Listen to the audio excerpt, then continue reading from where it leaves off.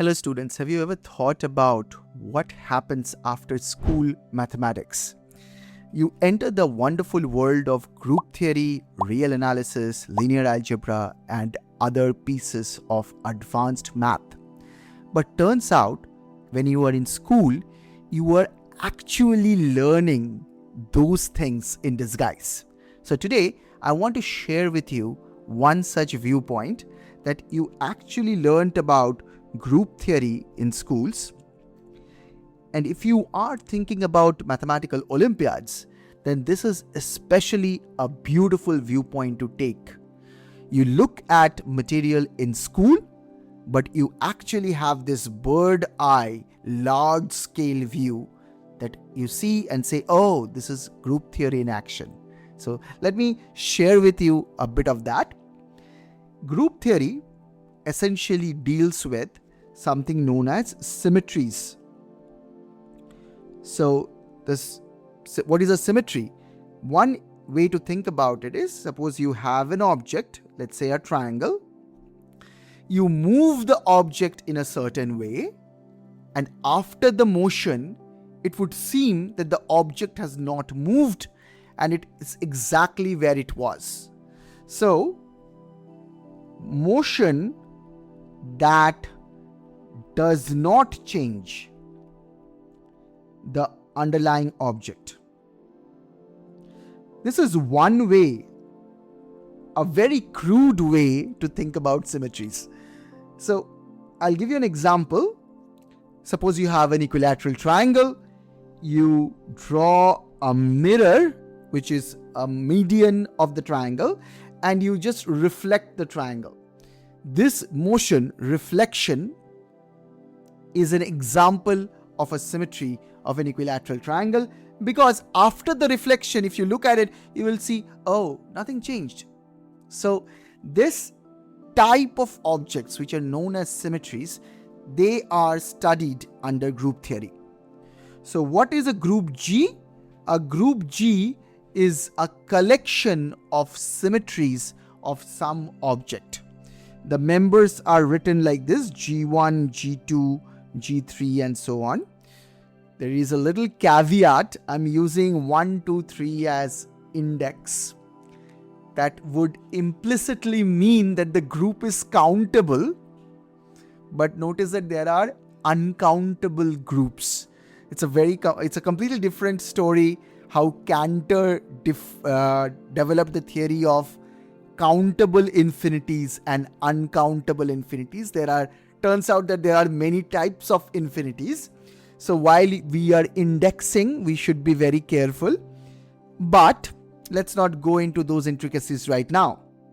So a set G with elements G1, G2, G3, and so on. And there are certain rules. There is a composition rule. That is, you can combine two elements of this set. And whenever you combine two elements, you get another element of the same set. So for example, let's say an element is a reflection, another element is a rotation. You can combine the reflection and rotation to find a new type of motion. I'll give you a challenge question here. If you can solve it, tell me. The challenge question is, suppose you have an equilateral triangle. Suppose there is a reflection motion around this median, and there is another motion called a rotation about the centroid by 120 degrees.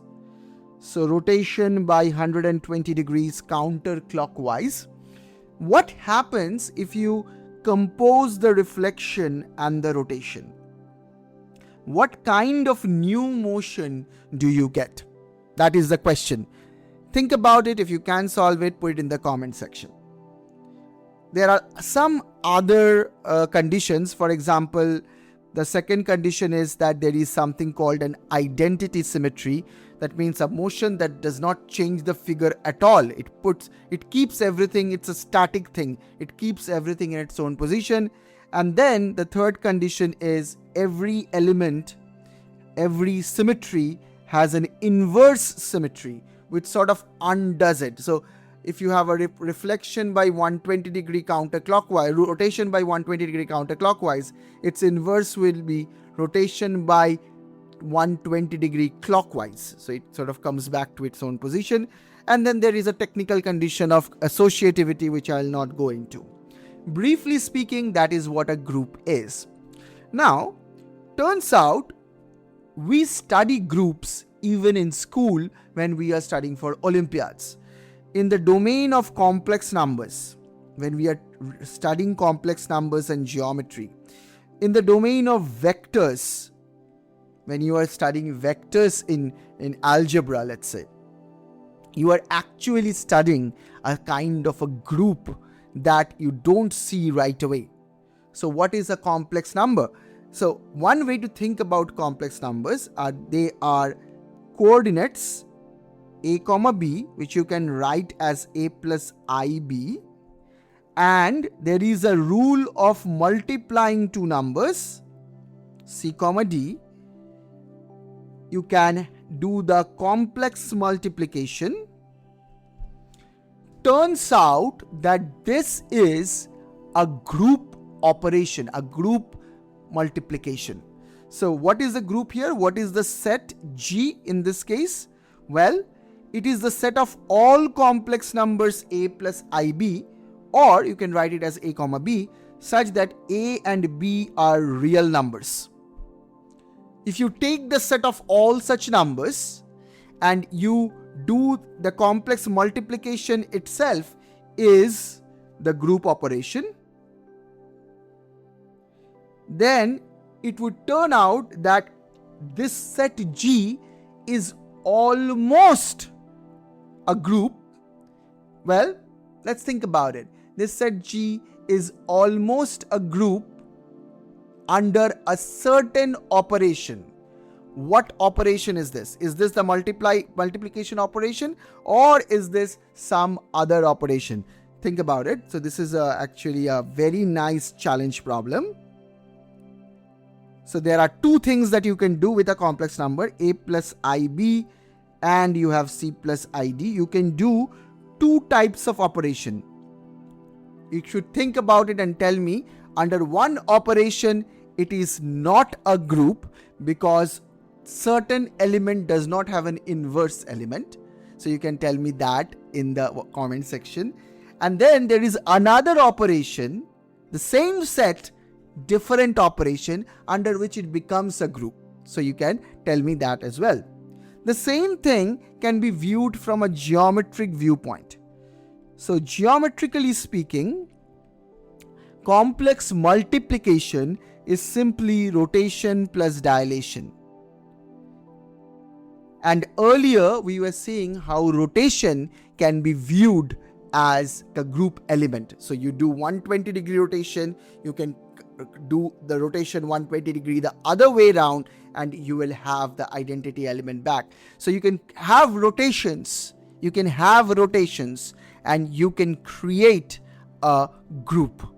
So here is a challenge question 2 or 3 actually.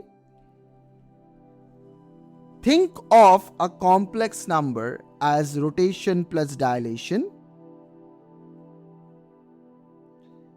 and define a subset of the complex numbers, not all complex numbers, a subset of the complex numbers, which would become a group under the multiplication operation. Somehow, this question is related to a circle. Now, we can do the same thing with the idea of vectors. Vectors also constitute a group. In fact, if you learn Euclidean geometry, if you learn about translation, if you learn about rotation, if you learn about dilation, inversion, all of them can constitute a group. Turns out, when we are doing Olympiad math, when we are doing school mathematics, we are actually learning about symmetries and therefore groups in disguise. I hope you learned something from this video. If you can solve the challenge problems, put it in the comment section and I will be able to respond to them. If you are interested in great programs in mathematical sciences, check the links in the description. We have courses on Olympiads, research, leadership, and many more things. Thank you. I'll see you in the next one. Bye.